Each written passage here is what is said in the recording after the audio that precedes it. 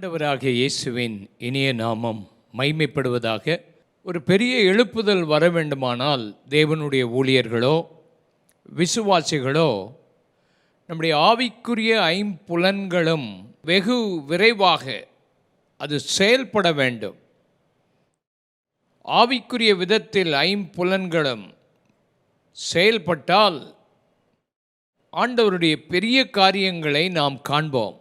ஆவிக்குரிய கண்கள் திறக்கப்பட வேண்டும், ஆவிக்குரிய காதுகள் திறக்கப்பட வேண்டும், ஆவிக்குரிய தொடுதல் நமக்கு வேண்டும், ஆவிக்குரிய வாசனை நமக்கு தேவை, ஆவிக்குரிய உணர்வுகள், ஆவிக்குரிய ருசி நமக்கு இந்த நாட்களிலே தேவை. ஒரு மனிதன் மரித்து விட்டானே ஆனால் அவனாலே பார்க்க முடியாது, அவனாலே கேட்க முடியாது, அவனாலே ருசிக்க முடியாது, அவனாலே எந்த வாசனையும் உணர முடியாது, அவனை தொட்டால் உணர்வு இருக்காது. ஆகினால்தான் ஆண்டவர் நம்மை பார்த்து பாவத்துக்கு செத்தவர்களாக இருக்க வேண்டும். தவறானவைகளை பார்க்க நம்முடைய கண்கள் அவைகளை காணக்கூடாத அளவுக்கு செத்திருக்கணும். நம்முடைய காதுகள் தவறான காரியங்களை கேட்காதபடி செத்திருக்க வேண்டும். நம்முடைய உணர்வுகள் செத்திருக்க வேண்டும், ஜீவ பலியாக ஒப்பு கொடுக்க வேண்டும் என்று ஆண்டவர் சொன்னார். ஆனால் நாம் வேதத்தை தெளிவாய் வாசிக்கும்போது இந்த உலகத்தில் மரிக்கும்போது நம்முடைய ஐம்புலன்களும் வேலை செய்கிறது இல்லை. ஆனால் ஆவிக்குரிய மண்டலத்துக்கு போகும்போது லூக்கா 16ஆம் அதிகாரம் 23ஆம் வசனத்தை நாம் வாசிக்கும்போது, பாதாளத்திலே அவன் வேதனைப்படுகிற போது தன் கண்களை ஏறெடுத்து தூரத்திலே ஆபிரகாமையும் அவன் மடியிலே லாசருவையும் கண்டான். அடுத்த வசனம் சொல்லுகிறது, அவன் தகப்பனாகிய ஆபிரகாமே, எனக்கு இறங்கி லாசரு தன் விரலினால் நுனியை தண்ணீரில் தோய்த்து என் நாவை குளிர பண்ணும்படி அவனை அனுப்ப வேண்டும், இந்த அக்கினி ஜுவாலையில் வேதனைப்படுகிறேன் என்று அவன் கூப்பிட்டான். ஆபிரகாம் அவனோடு பேசுகிறான். அவன் ஆபிரகாமோடு காதிலே அவன் கேட்டவைகளை வைத்து பேசுகிறான். அவன் வேதனையை வெளிப்படுத்துகிறான். அவன் பார்க்கிறான்.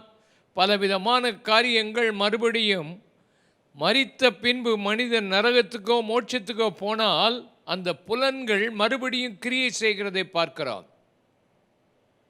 ஆகையினால் ஆவிக்குரிய கண்கள் திறக்கப்பட வேண்டியது மிகவும் அவசியம்.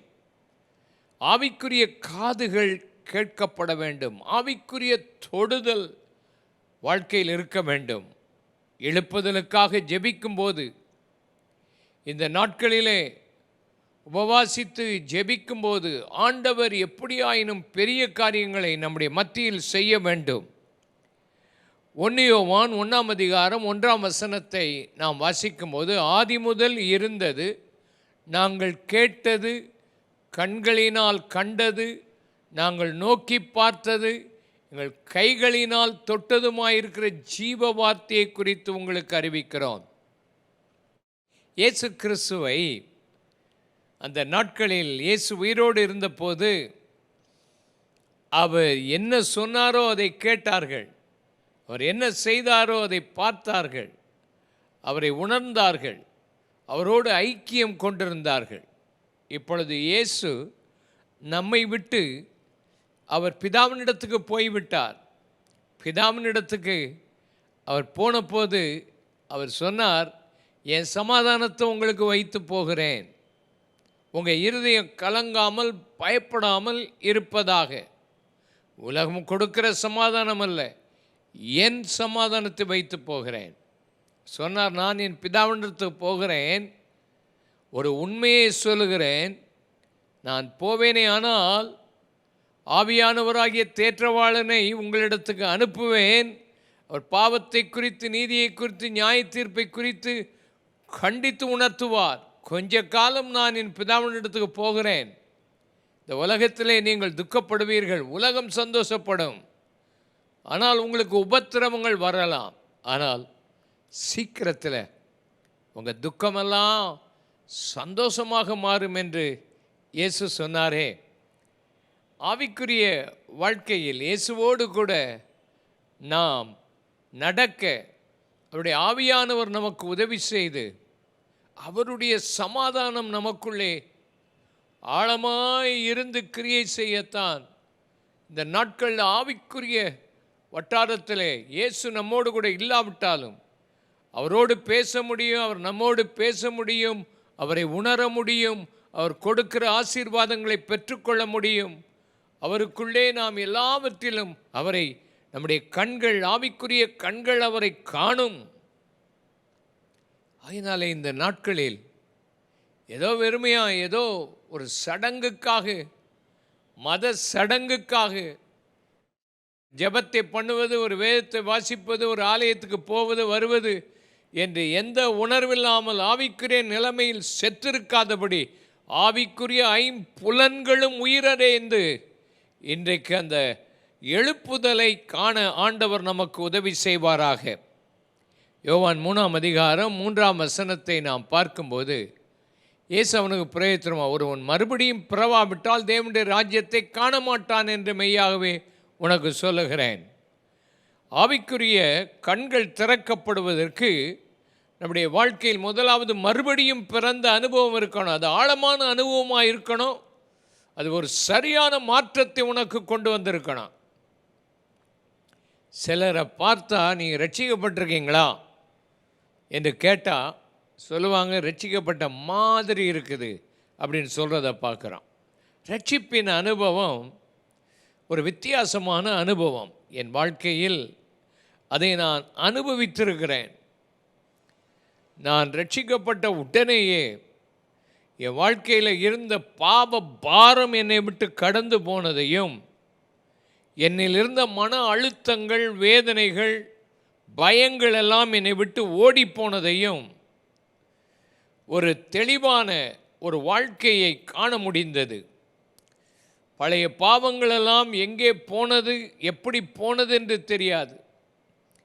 ஒரு புதிய ஜீவன், ஒரு மறுபடியும் ஒரு புது சிருஷ்டியான ஒரு வாழ்க்கையை நான் கண்டேன். அந்த அனுபவம் பசுமையானது. ஆண்டவரோடு கூட இருக்கிற அந்த இனிய உறவும் அந்த மகிழ்ச்சியும் எனக்குள்ளே ஆழமாய் வந்துவிட்டது. அதற்காக நான் ஆண்டவரை துதிக்கிறேன். அது ஆண்டவருடைய தெரிந்தெடுப்பு. அந்த ஆவிக்குரிய ஐம்புலன்களும் உயிர் பெற்றது. ஆண்டவருடைய சத்தம் கேட்க ஆரம்பித்தது. நேரடியாய் அவருடைய சத்தங்கள் எனக்கு கேட்டது. ஆவிக்குரிய சத்தங்கள் என் காதுகள் கேட்க ஆரம்பித்தது. ஒரு அருமையான தேவனுடைய உணர்வு, அவரோடு இருக்கிற அந்த அன்பும் ஐக்கியமும் வளர ஆரம்பித்தது.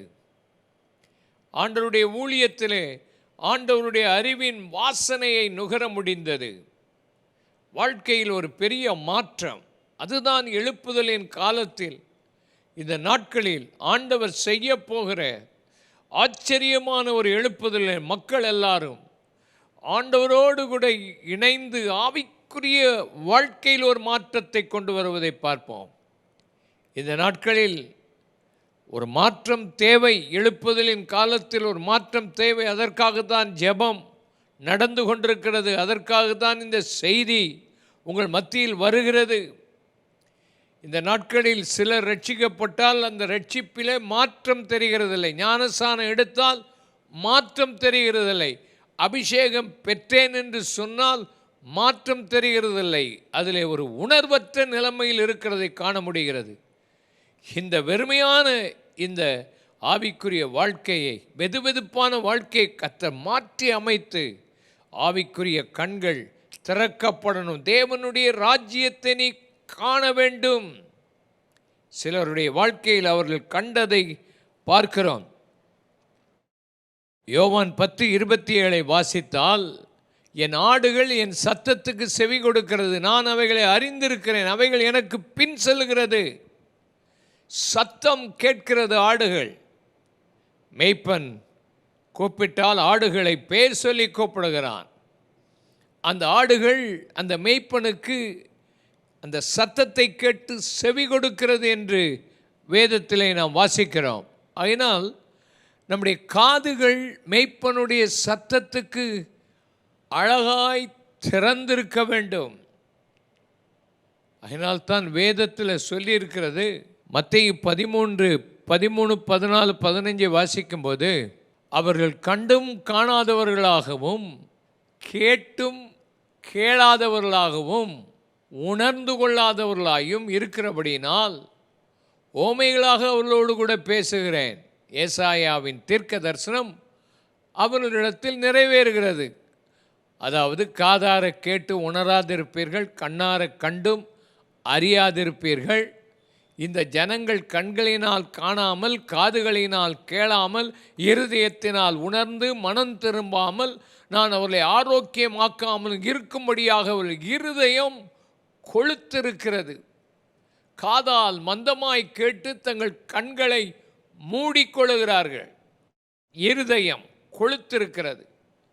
மந்தாரமாய் காதுகளில் கேட்கிறார்கள், கண்கள் இருந்தும் காணாமல் இருக்கிறார்கள். ஏராளமான ஜனங்கள் இன்றைக்கு டிவியில் வருகிற செய்திகள், ஏராளமான ஊழியர்கள் பேசுகிற வார்த்தைகள், பலவிதமான காரியங்களை மக்கள் இன்றைக்கு கண்டு கொண்டிருக்கிறார்கள், கேட்டுக்கொண்டிருக்கிறார்கள்.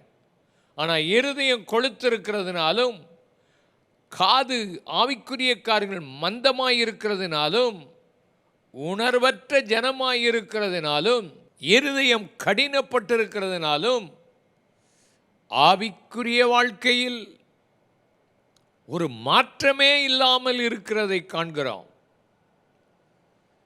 ஆண்டவர் உவமைகளாக பேசினார். ஏன் ஆண்டவரை அவங்களுக்கு விளங்காமல் பேசிக்கொண்டிருக்கிறீர்? அவர்கள் கேட்டும் சரியாக கை கொள்ளாதபடியினாலே, உள்ளவன் எவனோ அவனுக்கு கொடுக்கப்படும், இல்லாதவன் எவனோ அவனிடத்திலிருந்து உள்ளதும் எடுத்துக்கொள்ளப்படும்.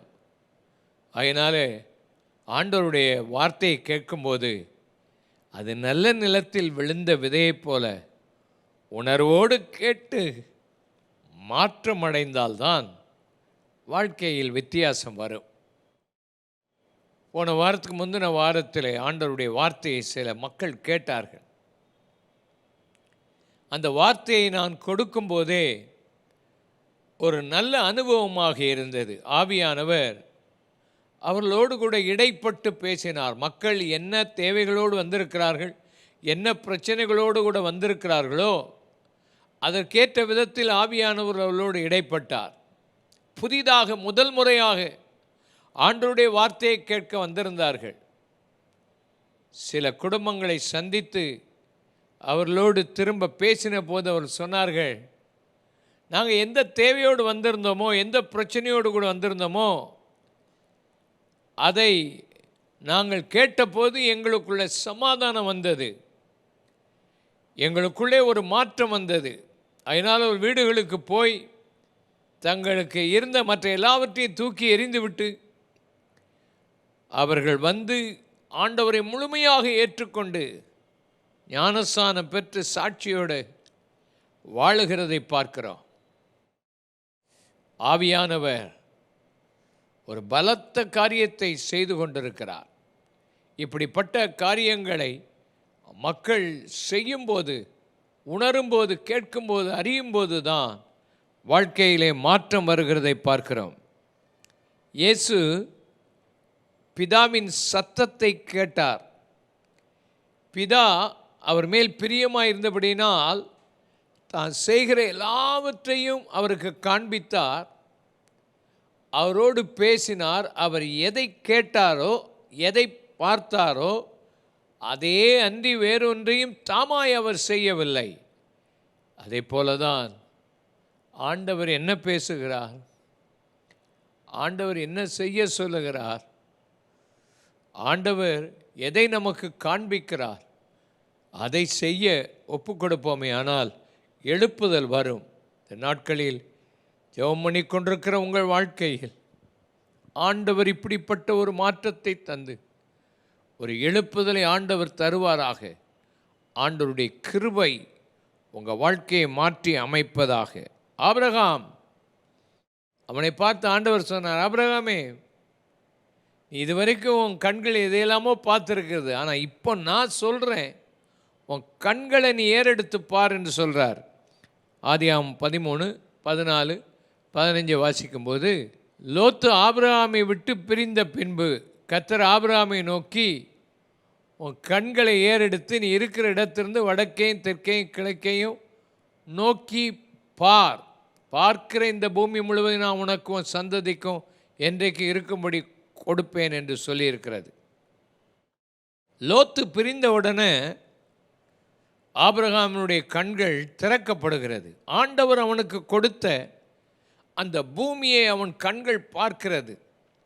ஆபிரகாம் சுய சித்தம் செய்கிறவன்.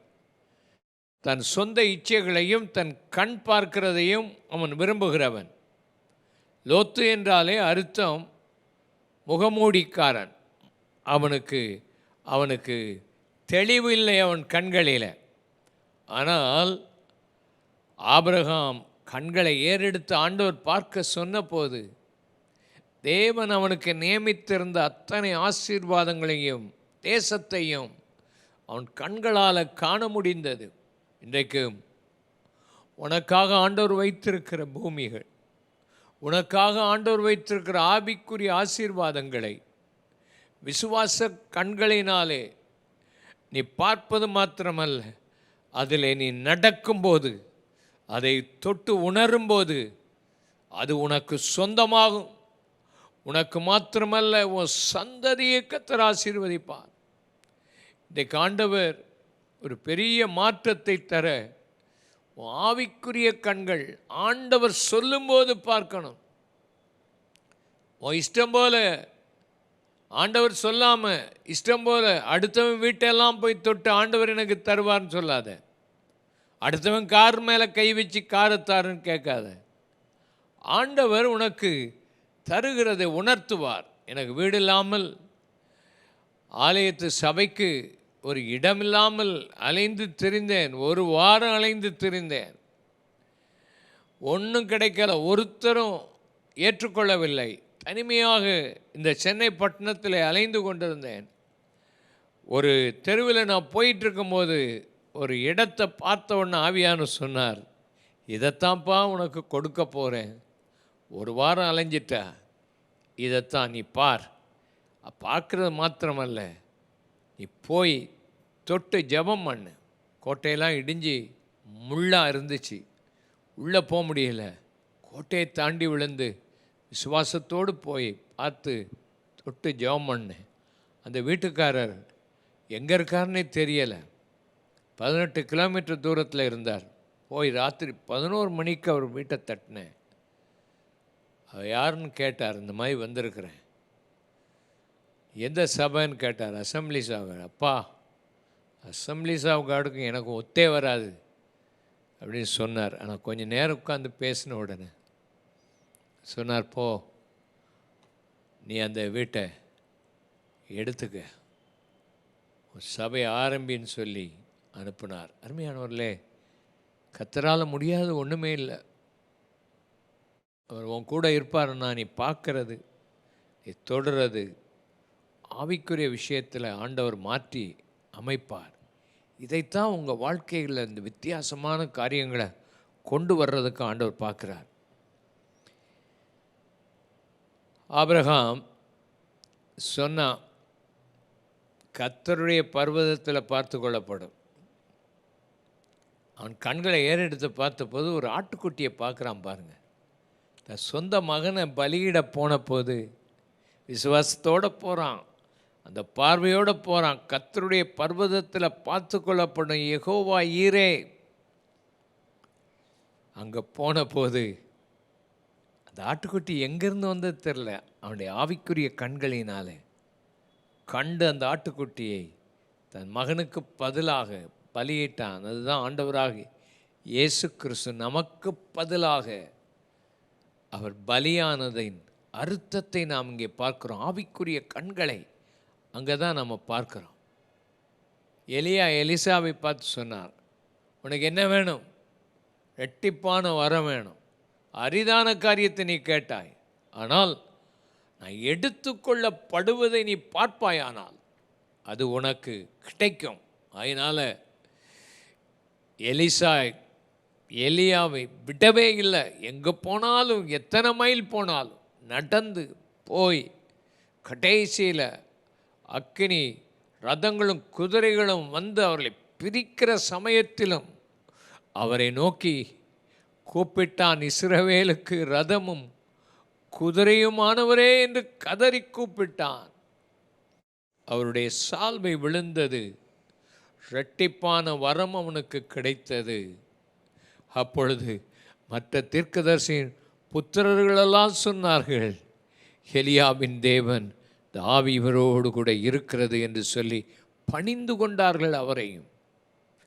அதற்கு முன்பு அவரை ஏளனமாய் பார்த்தார்கள். உன்னுடைய தலைவன் எடுத்துக்கொள்ளப்பட போகிறார், உனக்கு தெரியுமா, உனக்கு தெரியுமா? எனக்கு தெரியும், நீங்கள் சும்மா இருங்கள். என் வாழ்க்கையில் ஒரே நோக்கம், எஜமான் எடுத்துக்கொள்ளப்படும் போது என் கண்கள் அவரை காணும். அப்பொழுது அவருடைய ஆவியின் வரம் இரட்டிப்பாய் எனக்கு கிடைக்கும் என்று சொல்லி அவன் ஆவலோடு போய் பார்த்தபோது ஆச்சரியமாய் அவனுடைய கண்களிலே ஆண்டவர் பெரிய காரியத்தை செய்தார். ஆகார் வனாந்தரத்திலே அலைந்து திரிந்து தண்ணீருக்காக கதறின பொழுது ஆண்டவர் ஒரு நீரூற்றை காண அவளுடைய கண்களை திறந்தது போல இந்த நாட்களிலும் ஆவிக்குரிய காரியங்களை பார்ப்பதற்கு கண்களை ஆண்டவர் திறப்பாராக. கண்கள் திறக்கப்படணும். அடுத்தபடியாக ஆண்டவரை ருசிக்கணும், ஆண்டவருடைய வார்த்தையை ருசிக்கணும். சங்கீதம் 34:8 வாசிப்போம். கர்த்தர் நல்லவர் என்பதை ருசித்து பாருங்கள், அவர் மேல் நம்பிக்கையாயிருக்கிற மனுஷன் பாக்கியவான். கர்த்தர் நல்லவர் என்பதை ருசித்து பார்க்கணும். அவர் மேலே நம்பிக்கையாக இருந்து நீ பார், எவ்வளவு பாக்கியம் அதில் இருக்குது.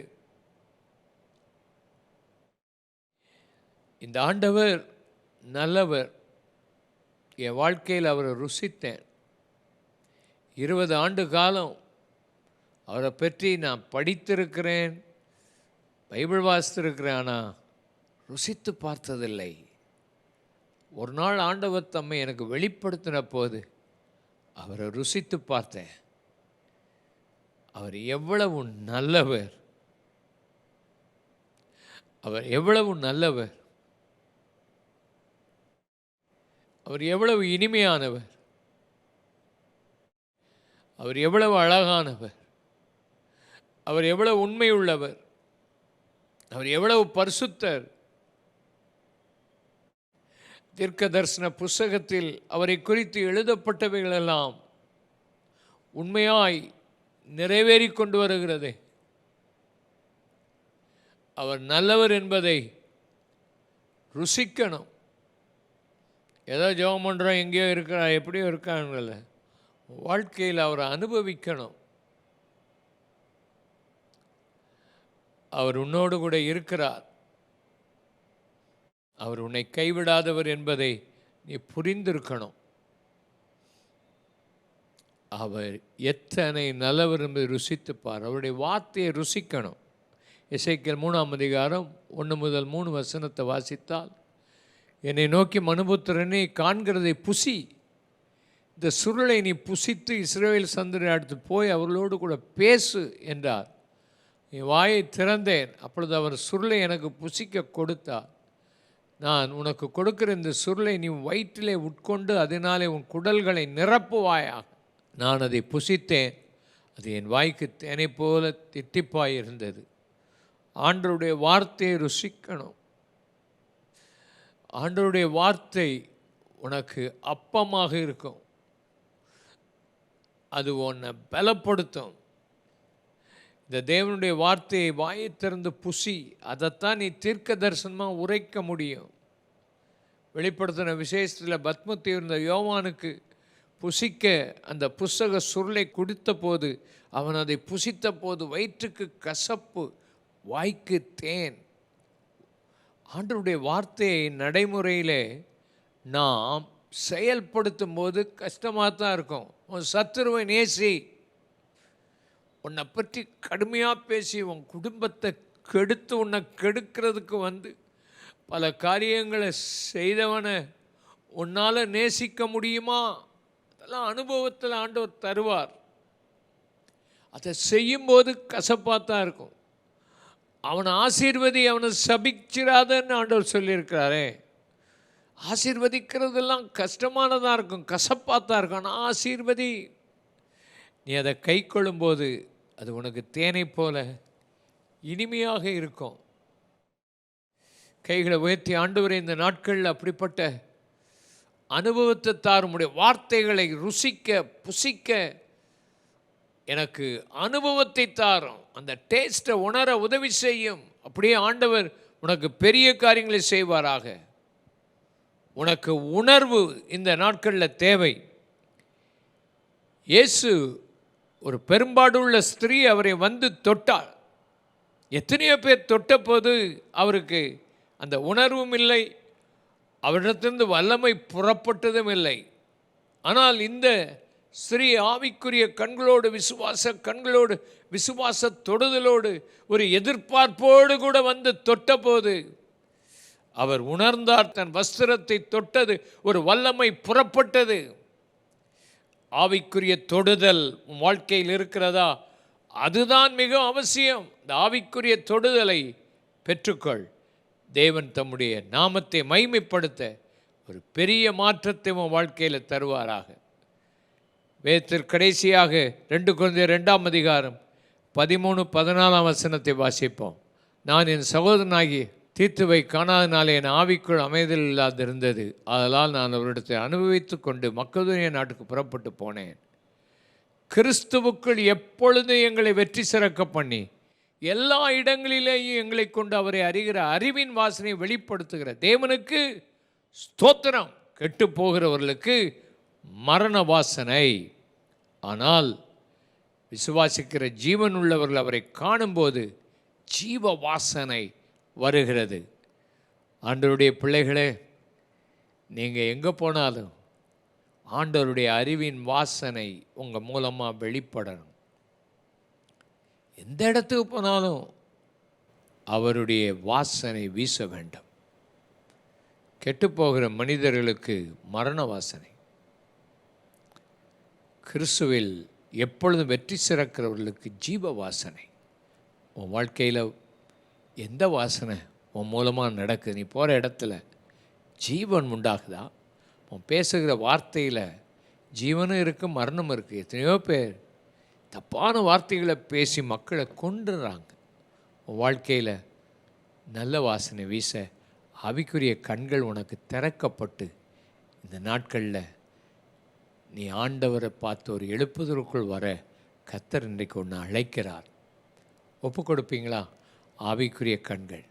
வேதத்தில் காதுள்ளவன் கேட்க கடவன். காதெல்லாம் இருக்குது, எத்தனை பிரசங்கம் கேட்டாலும் உணராத காதுகள் இருக்குதோ. வெளிப்படுத்தின விசேஷத்தில் சபைகளுக்கெல்லாம் சொல்லப்பட்டது காதுள்ளவன் கேட்க கடவன். எப்பொழுதெல்லாம் இயேசு மேலான சத்தியத்தை சொன்னாரோ அப்பொழுதெல்லாம் காதுள்ளவன் கேட்க கடவன். ஆவிக்குரிய காது திறந்திருக்கணும். ஆவிக்குரிய கண்கள் திறந்து தேவன் கொடுக்கிற தரிசனத்தை நீ பார்க்கணும். உன் தொடுதல் ஆவிக்குரிய தொடுதலாக இருக்கணும். உன்னுடைய வாசனை ஜீவ வாசனையாக இருக்கணும். உன்னுடைய ருசி, நீ ஆண்டவருடைய வார்த்தையை நீ புசித்து ருசித்து அவரை நீ புசித்து ருசிக்க வேண்டிய அனுபவத்துக்குள்ள கர்த்தர் இன்றைக்கு உன்னை கொண்டு வருவாராக. கர்த்தர் தாமே இந்த வார்த்தைகளை ஆசீர்வதித்து எழுப்புதலை தருவாராக.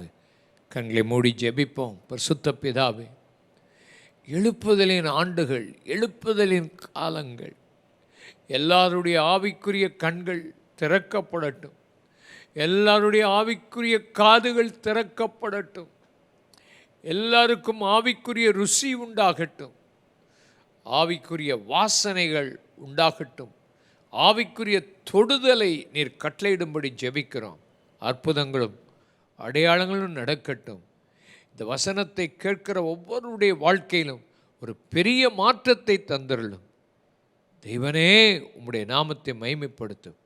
இயேசுவின் இனிய நாமத்தில் ஜெபிக்கிறோம் அருமை பிதாவே. ஆமேன், ஆமேன்.